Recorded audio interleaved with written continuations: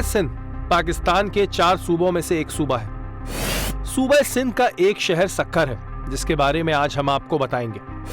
Team target माजी में सक्खर शहर के अंदर होने वाले मुख्तलिफ जराइम आपके सामने लाती रही है, लेकिन सक्खर शहर का वो इलाका जो कच्चे का इलाका कहा जाता है, वहां आजकल एक मैदान जंग का समा है, जिसकी खबर शायद हर आम आदमी को नहीं है। आज हम आपको कच्चे का वो इलाका दिखाएंगे जहां हमारे जवान सख्त गर्मी में अपने फराइज अंजाम दे रहे हैं। डॉक्टर जमील अहमद ने DIG साउथ, DIG CIA और इसके अलावा मुख्तलिफ ओहदों पर अपनी खिदमत सर अंजाम दी और तरक्की पाने के बाद एडिशनल IG सक्खर तैनात हुए। टीम टारगेट ने अपना रुख सक्खर की जानिब बढ़ा दिया। हम additional IG Sukkur doctor Jameel के दफ्तर जा पहुंचे। हमने वहां पर सक्खर, लाड़काना, शिकारपुर, खैरपुर और मुख्तलिफ इजला के बारे में तबादला ख्याल किया। जी नाज़रीन, इस वक्त हमारे साथ doctor Jameel Ahmed additional IG Sukkur मौजूद हैं और आज हम सक्खर मौजूद हैं। हम इनसे पूरे सक्खर रीजन के बारे में मालूम करेंगे। सर, आपकी पोस्टिंग कराची में भी रही, आपके साथ हमने कराची में भी बहुत काम किया और अब आपको एक बड़ी जिम्मेदारी दी गई है, पूरे सक्खर के आप एडिशनल IG हैं। सर, क्या प्लानिंग्स हैं, क्या यहाँ पे डिफरेंस है, क्या चीज़? ये बिल्कुल रूरल इलाका है, इसे अपर सिंध भी कहते हैं और यहाँ का लाइफस्टाइल, यहाँ की वैल्यूज़, यहाँ के इश्यूज़ वो कराची से बिल्कुल मुख्तलिफ हैं। यहाँ पर ख़वातीन के ख़िलाफ़ जो जराइम हैं वो निस्बतन बहुत ज़्यादा पाए जाते हैं और एक जो मेन डिफरेंस कराची का और यहाँ का है, जुर्म तो खैर हर नौयत का हर जगह पे होता है, लेकिन यहाँ पे जो ऑनर किलिंग का मेनस है वो बहुत ज़्यादा पाया जाता है। ख़ासतौर पे शिकारपुर, जैकबाबाद, गोटकी, कश्मोर इससे बहुत ज़्यादा मुतासिर हैं और अनफॉर्चुनेटली तकरीबन हर दूसरे दिन कोई ना कोई ऐसा वाक़या होता है जिसमें किसी औरत को या तो हिलाक कर दिया जाता है या ज़ख्मी कर दिया जाता है। तो आने के बाद अभी आपने कुछ इस पर प्लान किया है कि हम वुमेन को किस तरह प्रोटेक्शन कर सकते हैं? जी बिल्कुल, इसके हवाले से एक फोकस स्टडी करने के लिए और इन इश्यूज़ को प्रायोरिटी पे डील करने के लिए हमने यहाँ पे वुमेन प्रोटेक्शन सेल बनाया हुआ है और एक खातून को ही हमने उसका इंचार्ज बनाया है, पुलिस ऑफिसर को, और वो मुझे डेली बेसिस पे व्हाट्सएप पे भी कोई भी ऐसी इंसिडेंट होता है, कोई भी उसके बारे में अपडेट होता है तो मुझे फ़ौरन उसके बारे में इतला करती हैं। बाकी मुतलका इजला से, मुतलका पुलिस स्टेशन से भी रिपोर्ट आती हैं। फिर हमारी कोशिश होती है कि हम जल्द से जल्द क्राइम को रोकना तो शायद मुकम्मल तौर पे किसी के भी बस पे नहीं है, लेकिन अगर कोई क्राइम हो जाता है तो जो करने वाला है उसको गिरफ्तार तो किया जा सकता है। तो हमारा ये फोकस होता है कि डिटरेंस क्रिएट करने के लिए जो भी करने वाला है जुर्म ख़वातीन के खिलाफ, उसको हम जल्द से जल्द गिरफ्तार कर लें। अच्छा सर, मैंने यहाँ पे देखा है क्योंकि लोगों के जहन में सक्खर से आपने बात भी क्लियर की, सक्खर से तो सक्खर और लाड़काना आ रहे हैं, कश्मोर, गनकोट और ऐसे बहुत सारी जो जगहें हैं वो भी आपके अंडर आती हैं। सर, यहाँ पर एक प्रॉब्लम ये है कि यहाँ पर ज़्यादातर लोग जो है वो हमें इलिटरेट भी नजर आते हैं और उनके जो मसाइल होते हैं उनको समझाना इतना आसान नहीं होता। तो आपकी जानिब से क्या कोई इसके लिए इंस्ट्रक्शन दी गई हैं SSP साहिबान को, या उनके जो डिस्ट्रिक्ट्स हैं उधर कोई कंप्लेंट सेल ऐसे बनाए गए हैं जिसमें उनको प्रॉपर समझाया जा सके कि जी मसला क्या है? जी, इस पे तो ऑफ लेट बहुत ज़्यादा फोकस है। इस हवाले से तो चीफ जस्टिस ऑफ पाकिस्तान के साथ भी तमाम प्रोविंशियल IGs की मीटिंग्स हुई हैं और पिछले 1-1.5 महीने से इस पे बड़ा काम हुआ है। हर डिस्ट्रिक्ट में, हर रेंज ऑफिस में, हर रीजनल ऑफिस में कंप्लेंट सेल मॉडर्न किस्म के बनाए गए हैं जो ऑनलाइन कनेक्टेड हैं CPO के साथ। हमें जो भी कंप्लेंट्स हाई कोर्ट से, IG साहब के ऑफिस से या डिस्ट्रिक्ट एंड सेशन जजेस से, वो हमें ऑनलाइन रिसीव होती हैं। फिजिकली भी लोग आते हैं, मतलब दरख्वास्त लिख के भी ले आते हैं, तो उनको एक डेडिकेटेड स्टाफ जो है वो उनके साथ डील करता है और हमारी ये कोशिश होती है कि 7 दिन के अंदर अंदर, 7 वर्किंग डेज के अंदर हम उसकी हकीकत तक पहुंच जाएं और जो भी उस ग्रीवेंस की रिड्रेसल के लिए एक्शन चाहिए पुलिस की तरफ से वो हम इनिशिएट कर देते हैं। अच्छा सर, यहाँ पर एक बड़ा अहम इशू जैसे आपने बताया भी था, कच्चे का है और वहां पर भी आप लोगों के ऑपरेशन चल रहे हैं। तो इस वक्त कच्चे की क्या सिचुएशन है और रीजंस क्या है? ये कच्चे के डाकुओं के प्रॉब्लम आखिर हैं क्या? ये सदियों पुराना इशू है और आपको पता है यहाँ दरियाए सिंध बहुत वसी और अरीस है, और इसी तरह कच्चे के इलाके भी बड़े वसी और अरीस हैं। आज से 8-10 साल पहले तो हालात बहुत ख़राब थे, और एक रूटीन होती थी कि वो बाज़ का तो मेन सड़कों से, हाईवे से बसों को पूरा वो किडनैप करके ले जाते थे, उनको हॉस्टेज बना लेते थे और फिर वो तावान लेके उनको छोड़ते थे।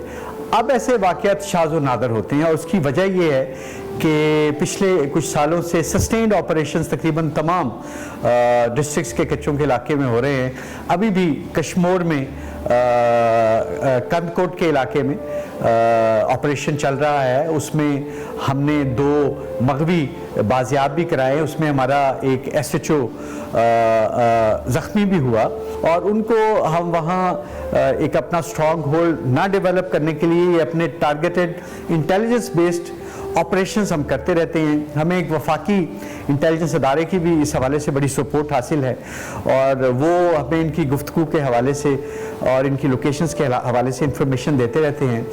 तो उसी हिसाब से फिर हम कोशिश करते हैं कि टारगेटेड ऑपरेशन करें ताकि हमें मुस्बत रिजल्ट्स मिले। सर, अंदरूनी सिंध के बारे में ये बात बड़ी मशहूर, लोग कहते हैं कि जी यहाँ पर अगर कोई भी अफसर तैनात होता है तो उसको बहुत ही पॉलिटिकल प्रेशर्स का सामना करना पड़ता है, बहुत सी और मामला का सामना करना पड़ता है। सर, आपको अब तक कुछ ऐसा महसूस हुआ कि आप अगर कोई काम करना चाह रहे हैं तो उसमें कोई पॉलिटिकली या कोई पावरफुल शख्सियत जो है वो प्रॉब्लम क्रिएट कर रही है? मेरी पोस्टिंग तो inspector general of police Sindh ने की है, और इसमें पॉलिटिकल एलिमेंट्स का कोई रोल नहीं है।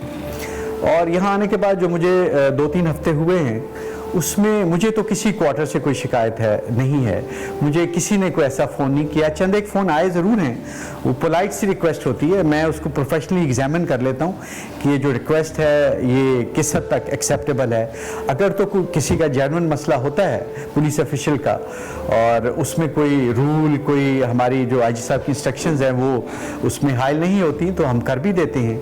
लेकिन जहाँ पे कोई भी कानून किसी भी रिक्वेस्ट के ख़िलाफ़ होता है तो वो हम बिल्कुल नहीं मानते।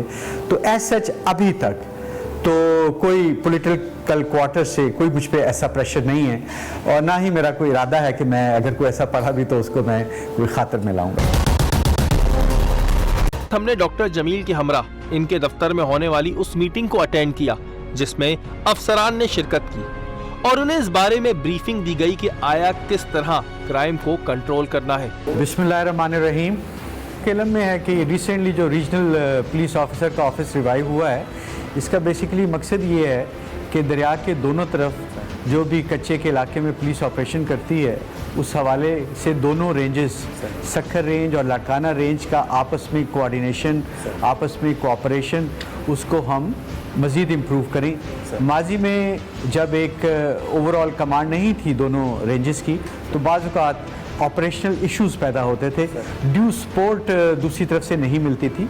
तो इस हवाले से कोई भी आपको परेशानी हो, और अगर दूसरी तरफ से लाड़काना रेंज में कोई भी अगर ड्यू आपके साथ कोऑपरेशन नहीं करता, तो आप मुझे बताइएगा। आई विल डायरेक्ट देम कि वो आपको फुली सपोर्ट करें। और माजी में जो दरिया के एक तरफ ऑपरेशन होता था और वो कश्ती पे दूसरी तरफ चले जाते थे और वहाँ छुप जाते थे, अब ऐसा नहीं होना चाहिए। हमें दोनों तरफ से इन पे प्रेशर डेवलप करना होगा, इनको हमें सैंडविच करना होगा ताकि इनके पास कोई फरार का रास्ता ना हो। या तो ये यहाँ से भाग जाएं, या फिर अगर हमारे साथ मुकाबला करते हैं तो कैफरे किरदार को पहुँचे। हमने additional IG Sukkur doctor Jameel Ahmed के हमरा कच्चे के उन इलाकों में दौरा करने का फैसला किया जहां पर हमारा जाना खतरनाक साबित हो सकता है। यहाँ पर दहशतगर्द बड़ी तादाद में मौजूद है और हमारे पुलिस के जवान उनका डट के मुकाबला कर रहे हैं। ये जगह इसलिए हमारे लिए खतरनाक साबित हो सकती थी कि यहाँ पर कब हमला हो जाए कुछ पता नहीं। टीम टारगेट ने एडिशनल IG साहब के हमरा शाबेलो के इलाके का रुख किया। माजी में हमने आपको कच्चे के इलाके के बारे में आगाह किया था, लेकिन इस बार जिस इलाके का रुख हम कर रहे थे वो एक इंतहाई खतरनाक इलाका है।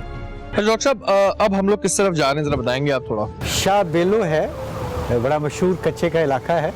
वहाँ पे डेकॉइट्स का एक गैंग है जिनके साथ पिछले कोई 8-10 दिनों से हमारा चल रहा है कॉन्फ्लिक्ट। बिल्कुल जी, इस वक्त हम लोग कच्चे के इलाके में जाएंगे जहां पर इस वक्त ऑपरेशन चल रहा है और एसएसपी सक्खर इरफान समो साहब भी मौजूद हैं जो इस ऑपरेशन को कवर कर रहे हैं। बाकी की जो भी बात होगी वहां जाके करेंगे भी और आपको दिखाएंगे कि वहां की क्या सूरत हाल है।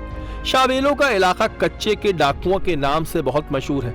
इस इलाके में दहशतगर्द बड़ी तादाद में मौजूद है। डॉक्टर साहब ये बताएंगे कच्चे का मामला जो है ये तो चलता काफी सालों से आ रहा है, लेकिन सर रीजंस क्या हैं? क्योंकि इनके आपस में भी झगड़े होते हैं और उसमें भी लोग मारे जाते हैं, तो इनको सपोर्ट कौन कर रहा है? क्या रीजंस है इसके? देखिए, ट्रेडिशनली तो जो इलाके के इन्फ्लुएंशल्स हैं ये सदियों की दास्तान है।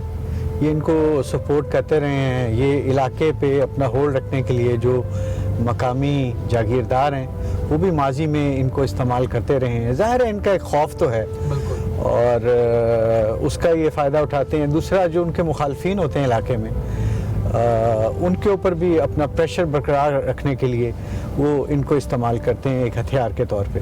डॉक्टर साहब, ये जो जिरगे होते हैं जो ये फैसला देते हैं कि जी फलाने को कारो कर दो या इसको कारी कर दो, क्या इनकी कोई कानूनी हैसियत है या फिर ये बडेरों की जागीरदारों की अपनी बदमाशी है कि जी जो फैसला दे दिया? ये एक रिवाज की बुनियाद पर एक सिस्टम है जो अब शायद माजी में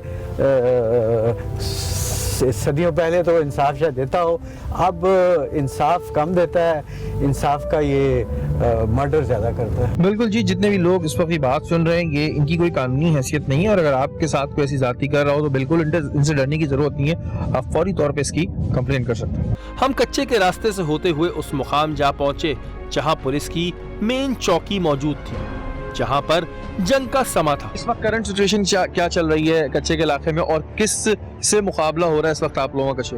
अभी देखिए, ये जो एरिया हमने अभी क्रॉस की है, इसमें दो चीज़ें थी। इसमें कुछ इनके फैसिलिटेटर्स थे जिनको हमने टारगेट करके उनको पकड़ भी लिया है। कुछ सस्पेक्ट्स और उनके जो घर है यहाँ से हमने जो है वो भी डिमोलिश कर लिए हैं। पकड़ना किसको है? किस गैंग के खिलाफ हो रहा है? कुछ है यहाँ पर मिसरानी गैंग ऑपरेट कर रही है।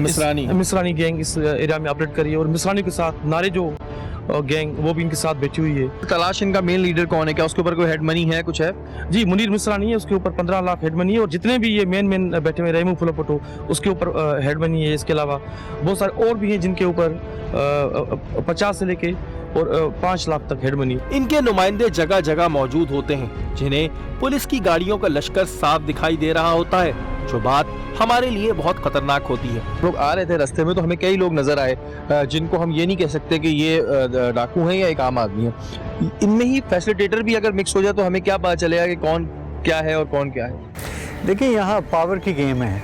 इनको जो पावरफुल लगता है ये उस साइड पे हो जाते हैं। जब डाकू कंट्रोल में होते हैं इस इलाके के तो ये उनको फैसिलिटेट करते हैं। इन्होंने सरवाइव करना होता है। अगर पुलिस एडवांस करती है और इस तरह डीप कच्चे के इलाके में इस तरह अपना एक कैंप बनाती है, अपने आप को इस्टेब्लिश करती है, तो ये लोग फिर पुलिस के साथ भी तावन करने लग जाते हैं। इन्होंने इस मुश्किल इलाके में सरवाइव करना है। ये इलाका कितना कच्चा है ये आप खुद कैमरे की आंख से महसूस कर सकते हैं। अगर खुदा न खास्ता यहाँ कोई इमरजेंसी हो जाए तो अस्पताल पहुँचने में कितना वक्त लग सकता है, इसका अंदाजा आप खुद लगा सकते हैं। इस वक्त में जो ये जगह है ये एक किसी भी जंग से कम नहीं है। अगर हम कहें ये मुहाज़ जंग है, मुहाज़ जंग है। हाँ। जिस तरह डॉक्टर साहब ये मैं आपके सिपाही देख रहा हूँ खड़े हुए हैं और इस जगह पर, क्योंकि अभी थोड़े टाइम बाद यहाँ गर्मी बढ़ जाएगी। हाँ जी, बिल्कुल। तो यहाँ पे तो काम करना फिर नामुमकिन भी होता है एक आम आदमी के लिए, लेकिन ये बेचारे काम कर रहे होते हैं। ये देखिए, जैसे इन्होंने एक किस्म की खंदक सी बनाई हुई है कि अगर कोई ऐसा अटैक हो जाए, करीब आ जाए, तो ये इसको मोर्चे के तौर पे भी इस्तेमाल कर सकते हैं। ये फिर साइडों पे आप देख रहे हैं कि इन्होंने बैंक्स सब बनाया हुआ है। खड़ा हुआ है, ये जो चीजें बनाई हुई हैं ये इन्होंने बैरियर्स लिए हैं अपने लिए। जी, ये बेसिकली प्रोटेक्शन है ना। अगर वो करीब आके फायरिंग करते हैं जी तो आप फिर बैठ के जवाब दे सकते हैं। तो रिस्क तो अपनी जगह है, बिल्कुल सेफ्टी कोई नहीं है। It's a very risky game.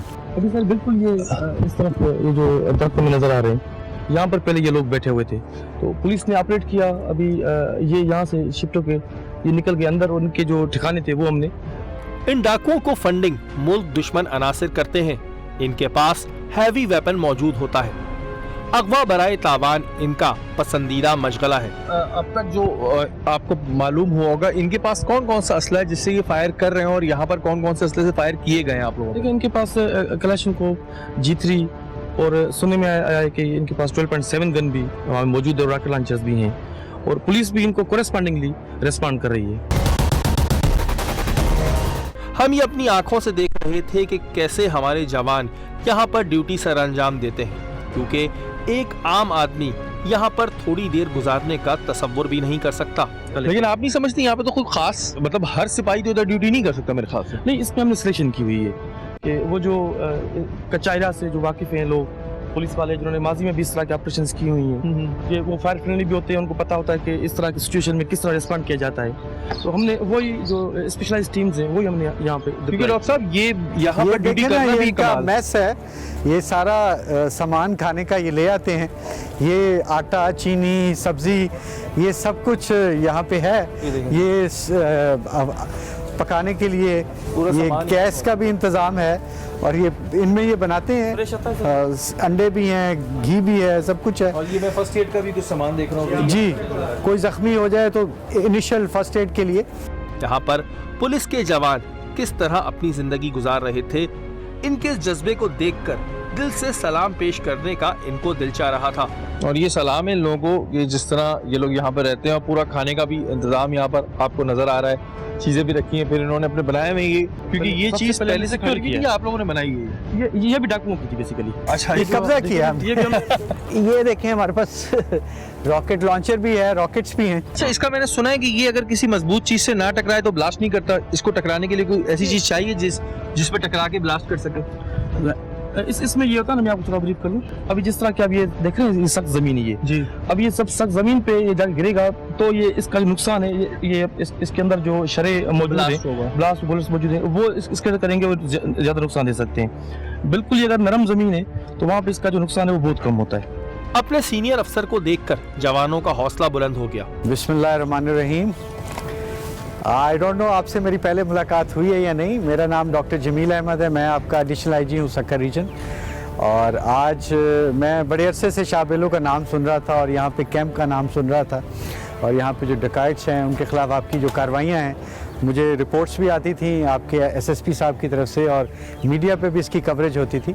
आप एक बड़ा अच्छा काम कर रहे हैं, ये एक कौमी खिदमत है, ये एक किस्म का जहाद है, ये एक जंग है जो आप लड़ रहे हैं, और ये बिल्कुल जंगल है, बेआबान है, और एक मुहाज़े जंग का सा समा है यहाँ पे।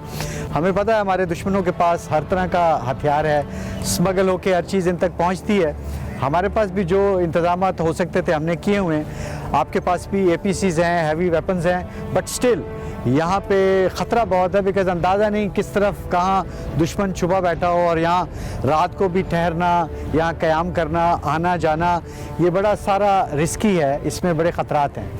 आपको एमुनिशन या जो भी ज़रूरत होगी वो आपको मिलता रहेगा। आपने जब तक इनका कला कुमा ना हो जाए इनका पीछा नहीं छोड़ना। तो हौसले बुलंद हैं, तो फिर 2 नारे लगा दें। एक है जिंदाबाद पाकिस्तान, जिंदाबाद पाकिस्तान, जिंदाबाद। रात का अंधेरा होते ही ये जगह एक हू-हा का मंजर पेश करती है। कुछ बंदे ऐसे हैं जो इनको कम्युनिकेशन का कोई प्रॉब्लम, कोई मैसेज देना है आगे पीछे। अच्छा, हर जॉब के लिए अलग अलग हाँ एग्जैक्टली, तो वो उनके जरिए अपने जो मखसूस फैसिलिटेटर्स हैं, ये उनसे ये वो अपनी जॉब करवाते हैं। ये कोई फूड देता है, अगर कोई कभी गोलियां कम पड़ जाती हैं इनको, इनके जरिए आगे मैसेज ये करवाते हैं। ये वो तो इस तरह के जितने भी एलिमेंट्स हैं यहाँ पे उनको हमने क्लियर कर दिया। अच्छा, ये खोल किस चीज़ के? ये जो फायरिंग होती है, ये जो है ना एमुनेशन ये आप लोगों ने की है? जी सर, ये हमारे पुलिस के जो है ना। लेकिन आप ये देख सकते हैं कि इतने होल्स हैं, हज़ारों की तादाद में, और ये सारी सिचुएशन आपके सामने कि किस तरह यहाँ पर हमारे जवान जो हैं वो अपना काम सर अंजाम दे रहे हैं, और बहुत बड़ी बात है। हमने वहाँ पर जवानों से बातचीत की।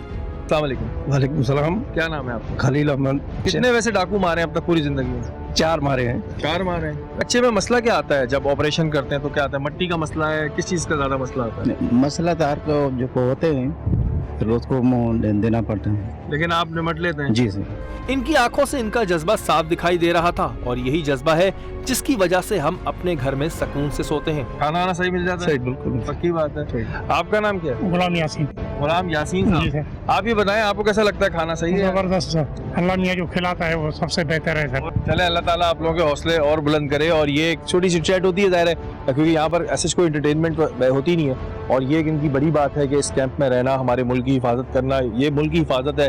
ज़ाहिर है अगर ये डाकू खुले छोड़ दे जाए तो ये दरिंदे होते हैं, जिस तरह ये लोगों पे जुल्म करते हैं, जिस मुश्किल में जिस तकलीफ में लोग काम कर रहे हो, फिर हंसी खुशी अपनी रोल भी प्ले कर रहे हैं, तो इन्हें यहाँ पे सलाम पेश करूँगा। ये एपीसी है, इसका मतलब है आर्मर्ड पर्सनल कैरियर। इनकी डिफरेंट कैटेगरीज होती हैं, डिपेंड करता है कि इसके ऊपर आर्मर प्लेटिंग कितनी है।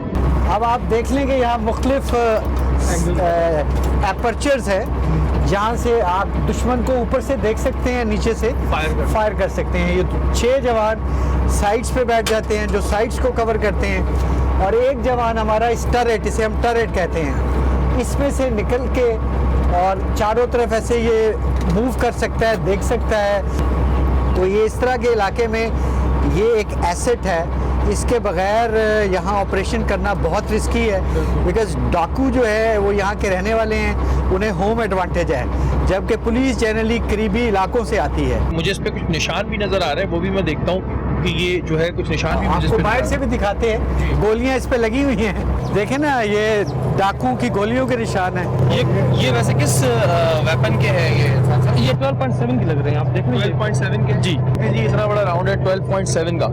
ये राउंड इस पे जब इन्होंने फायर किया तो लगा, लेकिन जाहिर है मोटी शील्ड होती है तो वो अंदर नहीं जा पाया, लेकिन ये आप देख सकते हैं। ये पूरा एरिया जो आपको इस वक्त नजर आ रहा है स्क्रीन पे, ये पूरे एरिया में इस वक्त यहाँ पर चल रही है जंग, और यहाँ पर जो है डाकू मौजूद है, जिस पर इस वक्त यहाँ पर कच्चे में ऑपरेशन हो रहा है। डॉक्टर साहब कोई मैसेज देना चाहते हैं आप अवाम को, हुकूमत को, देखने वालों को, कोई मैसेज देना चाहते हैं? अब आपने कैमरे की आंख के थ्रू देख लिया कि कितना मुश्किल इलाका है, यहाँ लिविंग कंडीशंस कितनी डिफ़िकल्ट है, यहाँ ऑपरेट करना कितना डिफ़िकल्ट है। हुकूमत को तो ये रिक्वेस्ट है कि जो हमें रिक्विजिट रिसोर्सेज चाहिए वो हमें मुहैया किया जाए, ख़ासतौर पे मज़ीद APCs जो चेंड या ट्रैक APCs हैं, और लोगों के हवाले से ये है कि जो ख़ासतौर पे इस इलाके के लोग हैं उन्हें हमारा साथ देना चाहिए, ना कि डाकुओं का। बिल्कुल जी, तमाम देखने वालों के लिए मैसेज भी है, और हुकूमत से मैं ये बात कहूँगा कि इस बात को ये ना लिया जाए कि जी हुकूमत फैसिलिटीज़ नहीं दे रही। बार बार मैं इसको क्लियर कर रहा हूँ, जी फैसिलिटीज़ होती है, लेकिन और मज़ीद फैसिलिटीज़ चाहिए, इस बारे में ज़रूर सोचिएगा।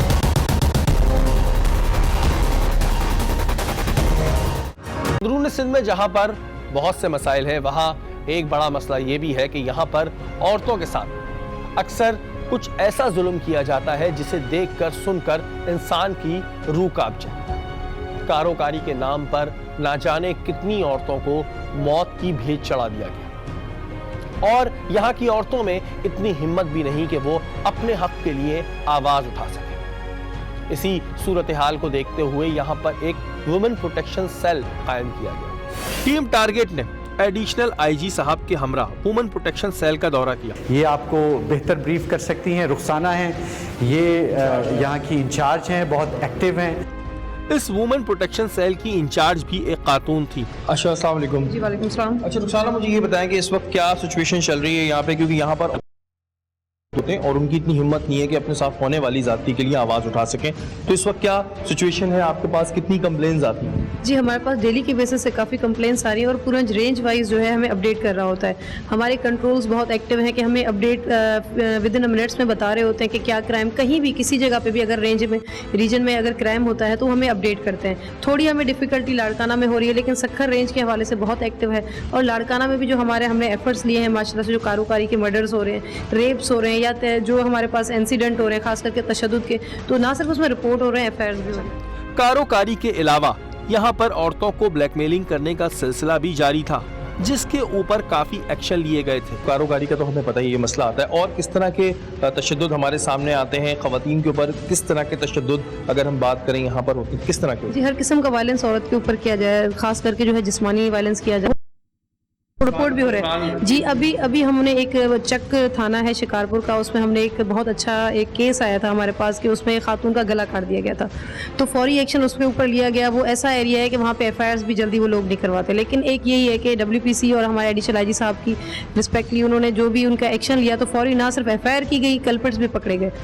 यहाँ पर एक मशहूर वाकया हुआ था कि जब एक ब्यूटी पार्लर के मालिक ने खुफिया कैमरे लगाकर खवातीन को हिरासा करने की कोशिश की थी, फिर इसी वुमेन प्रोटेक्शन सेल में इसकी कंप्लेन लॉन्च हुई और उसके खिलाफ कार्रवाई की गई। अच्छा, मुझे एक सवाल आपसे और पूछना था कि यहाँ पर ब्लैकमेलिंग के वाकयात होते हैं खवातीन को? जी, ब्लैकमेलिंग के होते हैं, बहुत वाकयात होते हैं। ऐसा ही रिसेंटली हमने खैरपुर में एक हमारा इशू हुआ था कि खवातीन को ब्लैकमेल किया जाता, हरासमेंट की जा रही थी, तो अल्हम्दुलिल्लाह क्विकली बेसिस पे उसकी एफआईआर हुई और आईजी सिंध साहब ने उसको अप्रिशिएट किया और सीसी फर्स्ट उसमें उन्होंने हमारे सेल को दिया, मुझे दिया, डीआईजी सक्खर साहब को बहुत अप्रिशिएट किया। तो जो भी अगर रिपोर्ट होते हैं तो हम लोग उसको ज़रूर करते हैं कवर करने की, अगर रिपोर्ट नहीं होंगे तो फिर हम मजबूर हैं, हम लोग फिर उस पर कुछ नहीं कर सकते। बिल्कुल। और डीआईजी सक्खर भी हमारे साथ मौजूद हैं, इकबाल डार साहब। अस्सलाम वालेकुम सर, जैसे कि इनसे मैंने क्वेश्चन भी किया ब्लैकमेलिंग के हवाले से, तो सर यहाँ पर तो एक सबसे पहले डर ये होता है कि कारोबारी का बड़ा इशू, और अगर कोई उस पर ब्लैकमेल करने लगे तो औरत की तो हिम्मत ही नहीं होगी।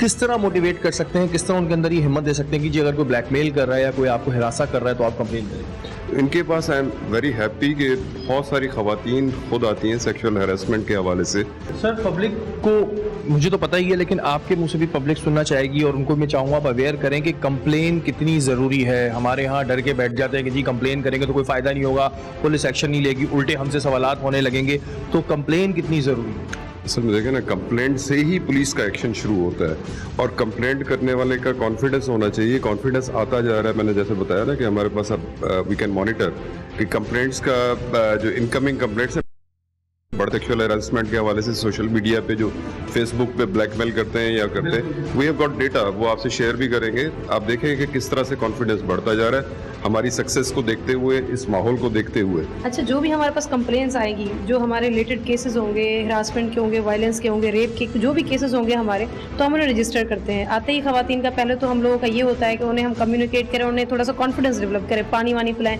यानी कि जो हटके चेंजिंग माहौल यहाँ हमने रखा है, जो आप एटमॉस्फेयर भी देख रहे हैं, तो पहले उन्हें कॉन्फिडेंस देते हैं हम कि आपके लिए बहुत फ्रेंडली माहौल है। इसके बाद हम उनकी कंप्लेंट रजिस्टर करते हैं। इस वुमेन प्रोटेक्शन सेल की जो सबसे अच्छी बात थी वो था यहाँ का माहौल, जो बिल्कुल अलग था।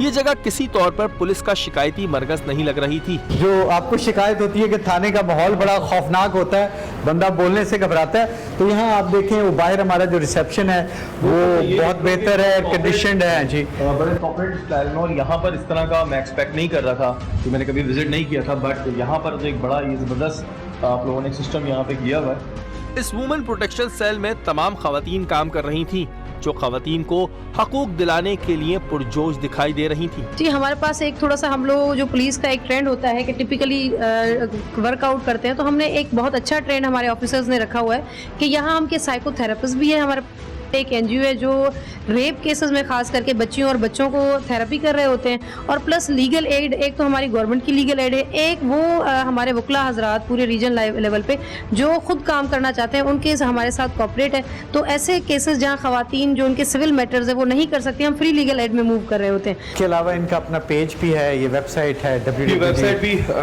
शो कर दें, बिल्कुल इनका पेज है वुमेन प्रोटेक्शन सेल के नाम से। खवातीन बच्चे काफी एक्टिव हैं, आपको पता है सोशल मीडिया पे, सिर्फ कराची में नहीं, इधर इंटीरियर में भी। आई वाज प्लेजेंटली सरप्राइज्ड कि लोग बड़े एक्टिव हैं, यहाँ पे स्मार्टफोन्स लोगों के पास बहुत हैं, तो कोई अगर फिजिकली नहीं आ सकता तो ये एवेन्यू भी है, आप ईमेल भी कर सकते हैं। आपको ईमेल नजर भी आ रहे होंगे, स्क्रीन पे भी हम आपको दिखा रहे हैं, ईमेल आपको नजर आ रहे होंगे, और अब इस पर बिल्कुल आप लोग बढ़ चढ़ के हिस्सा लें और ये जो वुमेन प्रोटेक्शन सेल है इसको और मजबूत करें।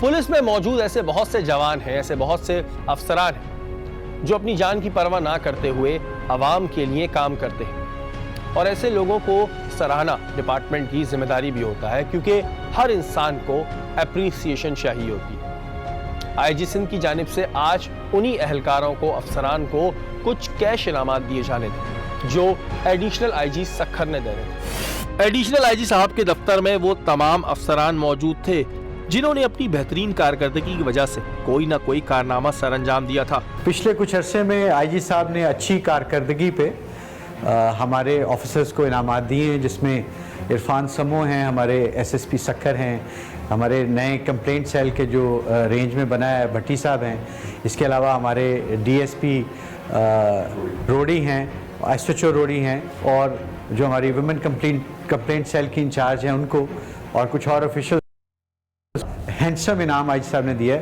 तो आपकी मौजूदगी में मैं सोच रहा हूँ कि उनकी हौसला अफजाई के लिए उनको हम इनाम दें।